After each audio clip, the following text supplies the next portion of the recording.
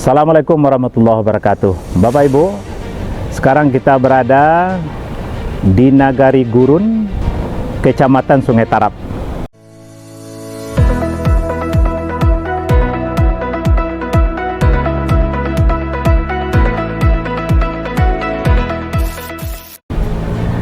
Ini adalah nagari yang indah, nagari yang subur, dan sumber-sumber ekonominya juga sangat bagus.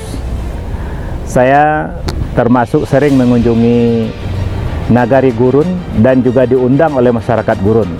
Yang terbaru itu adalah Alek Nagari Pacu Jawi. Kemudian juga sunatan masal. Saya melihat wali nagarinya juga anak muda yang luar biasa. Kemudian masyarakatnya juga kompak. Ya, mari kita bangun Nagari Gurun yang lebih baik ke depan untuk mendukung pembangunan di tanah datar ya, menuju masyarakat yang beriman, aman dan sejahtera. Kita dukung Pak Walinya, kita kompak, kita bersama-sama membangun Nagari Gurun dan juga nagari-nagari di tanah datar yang kita cinta ini.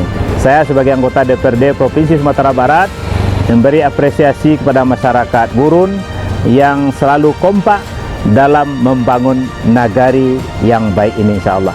Assalamualaikum warahmatullahi wabarakatuh.